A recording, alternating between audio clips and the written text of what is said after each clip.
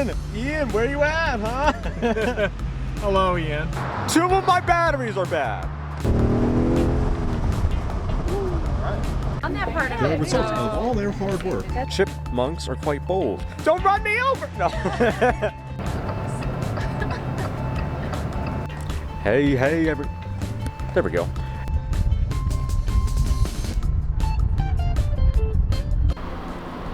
Yeah, this place is nuts. The new Wrangler and the new 1500. Hey everyone, welcome to Car Alarms, of all the things. And yes, I have my backpack back on, as you can probably see.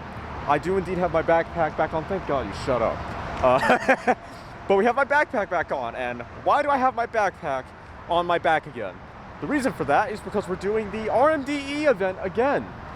Yes, we're doing another RMDE, and yes, that was just a month after the Mopar block party, Bandamere, and one other thing that I can't remember. Another thing, Bandamere, the block party. Oh, and Meekum. So it's safe to say it's been a pretty busy year. Voice crack. It's been a very busy year because I haven't done the block party or Bandamere like that right after this, and we have an event after this one, which is like a Wanna Go Fast event essentially. So yeah, I have a lot of stuff, but they have, anyway, let's talk about the R&D. Oh, I just found a penny. I'm not picking it up. So they have a lot of cars here. They have well, you can't even see me. They have a BMW A50i, which I'm excited to get in. They have a Hyundai Palisade, a Kia Telluride, which they're both basically the same thing, which is interesting because I didn't know that, and I also didn't know that Hyundai owned Kia. So, or at the very least, definitely forgot a long time ago. So now I know, and I've discovered that is very awkward, and there was someone making this that very, very odd, very difficult for a few people. And nope, not like that. Anyway, so yeah, the sun. So we're at the RMDE. It's I think it's like 7:10 in the morning. I got up at 4:30, way too early, but yeah, let's talk more about the cars. They have a Mopar Ram 1500, which I didn't think anyone would drive. They have an Eco Diesel 1500. They have a Gladiator, a Fiat 500X with the new 1.3 liter 4-cylinder engine. They have a Jeep Renegade with the same engine, which I'm going to be getting in because I want to see what that's like. Excuse me. They have a Nissan, I think they have a Nissan Versa. They have a few Nissans, including an Altima. They have a VW RT-On. Give me a second. I need to switch arms. This is painful. Yeah, so they have a VW RT-On as well. I don't really like it, but I don't dislike it. I just don't have an opinion on it. And because of that, I'm not getting in it. That's not a car I care for. That's not a car I care to get into. Basically, whenever we get into the cars. But they also have a Dodge Challenger Scat Pack. I think it's an RT Scat Pack. I'm not getting in that one either because I don't need it right now. That's just going to be more of a fun thing.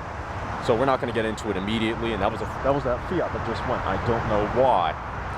But yeah, early in the morning, it was a little damp. And that's because our sprinklers were going in the lawn, but it's actually quite a dry morning, as it would be, because this is Colorado, so of course it would be a dry morning. What's wrong with me? But yeah, so we're going out to Colorado Springs, actually, to a resort, of all places, so that's kind of funny. That's really interesting. But yeah, so breakfast is going to start. It hasn't started. Supposedly, it was supposed to start at 7:30. It's not 7:30, and they still had breakfast out. So I already had breakfast. I had a drink at home just to prime my stomach. Then I had a hash brown and a watermelon. Not something you'd necessarily have for breakfast, but that's exactly what I had for breakfast. So yeah, I was trying to go a little light because it's early, and I'm never normally up at this hour of the morning. So I was like, yeah, let's not push it. And can I just say, I thought that Eclipse Cross was a part of this event. It's absolutely not. It is 100%, I think.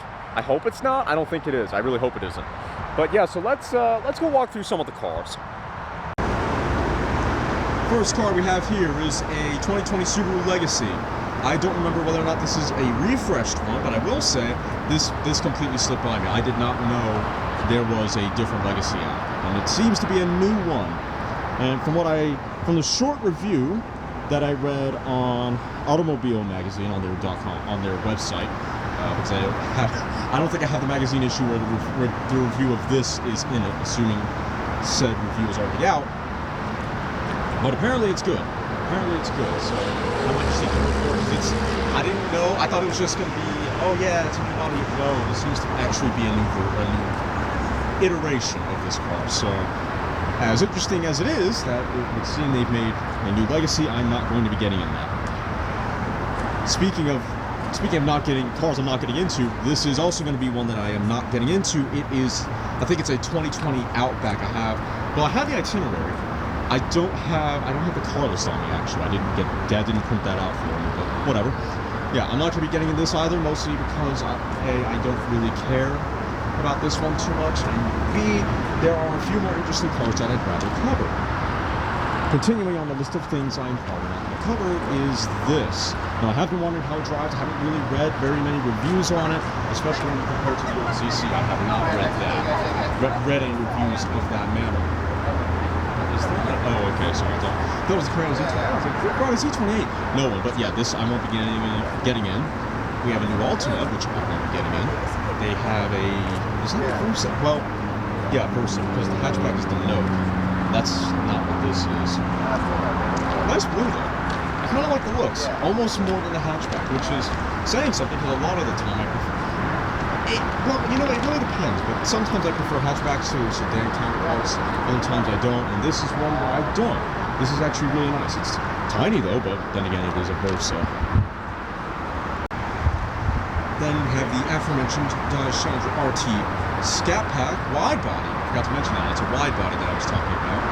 We have the Mopar Ram 1500, which I'm quite surprised about because, like I said, I never thought this would actually get driven, considering all the Mopar bits on it. All the Mopar bits, including the Ram bar that's on it. So that's, like I said, that's very surprising. And I also want to note that I now have 2 bars on my battery. And I guess I didn't know that it was going to get charged, but I'm very displeased. I'm already at 2 bars, and we haven't even left yet. I could charge it, but I don't think we're going to get enough time. So hopefully when we get to the hotel, I'll still have enough batteries to make it through the day. I have 3, so that should be good. But yeah, anyway, back to the car. I wasn't expecting this. We have another Ram 1500 as well. This hasn't made it here yet. Challenger I'm going to get into, but that one's just for funsies. I've been in a few Challengers, not the wide body, I'll admit that much, but yeah, that was just for funsies. Of course I'll record it, but that's not on my list of need-to-do cars. I can't really see the okay, I can see the camera. Anyway, those are some of the cars here. Some of them aren't actually, some of them aren't actually in this parking lot. But anyway, I will see you guys a little bit later. Those have been the cars. Why I'm here, because I'm a part of RMAP, and this is a great event, and we're going to a resort, so that's fun.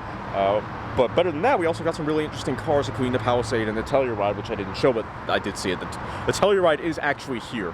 But yeah, anyway, I will see you guys a little bit later, probably when we're inside, maybe when we're in a car. I need to try and save this battery. But anyway, I will see you guys later. I hope you guys enjoy. Sit rep. 2 of my batteries are bad. I didn't even know. So I am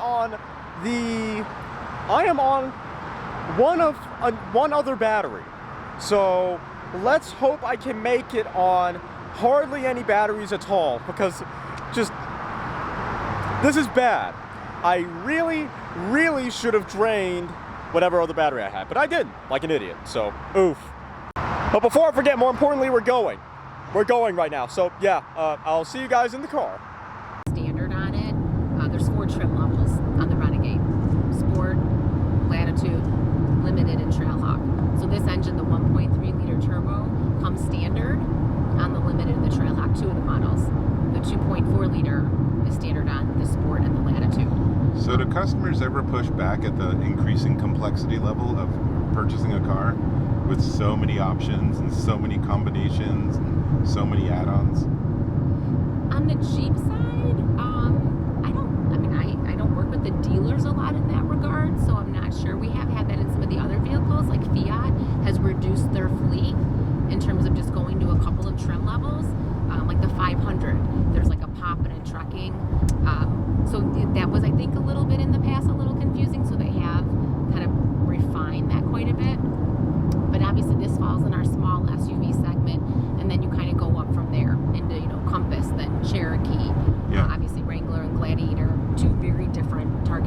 as well.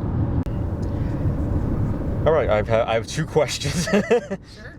All right, so will this engine eventually make it into the regular 500, not the 500L, at any point? I don't think I can answer that. Okay. Sorry. That's fine. We don't comment on future product. I tried to get Ralph to comment on a future product when I had him on the podcast 2-3 years ago, and I was trying to be really sneaky with my wording. It did not work. he generalized the question perfectly. I was like, dang it, I got that was avoided. So what about the Renegade FEV? Because that's in Europe, and that's going to be coming out for the 2020 model year there, right? Again, I'd have to get back to you on that. I don't know much about our European products. Okay. We only just what we carry here in North America. Okay. So I can find out and get back to you. Okay. Yeah, because I was going to say, I was wondering if that'll come here because it has a combined 240 horsepower with this engine and an electric assistance, and that would be awesome if it made it here. I mean, the only thing that I can tell you is that we've committed to having our entire Jeep lineup being hybrid by 2022.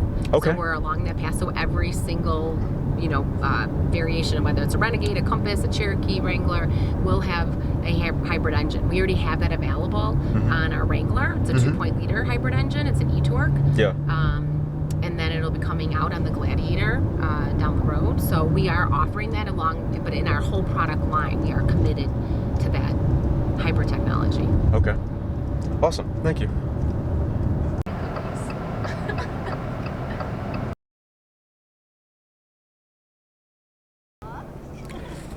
Hey everyone, we made it to the first stop. I need my shades at top, but I can't because I have the camera in my hand. Great. But yeah, so we made it to the first stop, just rode in the Renegade, and that was really nice actually. And you'd think that with a vehicle as big and potentially heavy as the Renegade, that it wouldn't have a lot of power, especially with a 1.3-liter turbo. It's surprisingly powerful. It has 177 horsepower and some 200 pound-feet of torque, and it's actually pretty brisk. So, not underpowered, it's really nice. It was quiet, it was comfortable, the air conditioning really worked. Really worked, and I think it's dual climate, so I wasn't freezing the driver, and I don't think I was freezing Kelly behind me. But anyway, so the next car is going to be the Hyundai Palisade that I'm gonna get into. Then we're gonna get into the Kia Telluride after that, and then I might try and jump at the Challenger for fun. I was gonna save that for a little bit later, but I think we're not going to save that for a little bit later because I'm just, why not? They have it here. I was gonna say, I was gonna try and get in the 8 Series, but I didn't know if the 8 Series had enough room. I think it turns out the 8 Series very much does not have enough room for me to do anything useful with it. So we're probably just gonna take pictures. I might ask people who have driven it, what did they think? Because again, I'm not lucky enough I'm not lucky enough. There's no room in the back. It's not like the Challenger, and trust me, I can fit in the back of a Challenger. I do not believe I can fit in the back of an 8 Series. So you know what? Let's go check it out.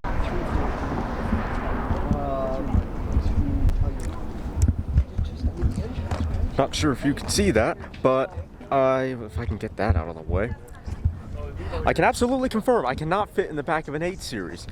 Unless we get a really short driver, which there's a few people here that are about my height, but I don't know if most of them are driving. But yeah, I cannot fit in the back of the 8 Series. So, we'll see whether or not I'll actually get into it. Probably not.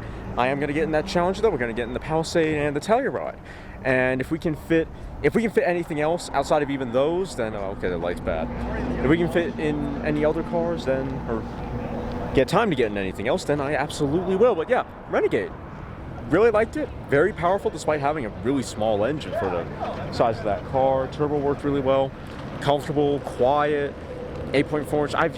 I've used the Uconnect system before. It's actually really good. Despite my tone, it's really good. It's just, I'm used to it. I'm completely used to it. So yeah, I will see you guys when we're in another vehicle. Hey everyone, so we have just taken a ride in the Arteon. Yes, Arteon. I've been saying it wrong this whole darn time on my podcast and everywhere. So, it's unfortunate. But anyway, took a ride in that. Quiet, comfortable, very smooth, nice. kind of boring to me personally. But then again, we didn't do anything all that interesting with it, so you know that's kind of fair enough. Next, I was telling you guys I was going to get in the Palisade. That did not happen. The reason why that did not happen is because the person I was riding with decided, yeah, we're going in the Arteon instead. So now I'm going to try and get in the Palisade. I think we're taking a bit of a break, so you know that's good. Way up in the mountains, I personally don't think this is Colorado Springs. I think we're going the wrong way. It seems like we're going more towards Estes Park, but whatever. Anyway, I'm gonna get some photos. I'm trying to save on my battery. I didn't take any footage of the Arteon because I have 2 other cars that I'm actually trying to get into, and I need to save my battery for the cars that I have planned questions for. And I didn't for the Arteon because I wasn't expecting to go inside it. But yeah, nice, quiet, smooth, looks good, rides good. Yeah, really, really nice. And I see there's a Honda Clarity that is not a part of this group. I kind of thought it was. But yeah, anyway, I will see you guys hopefully actually in the Palisade.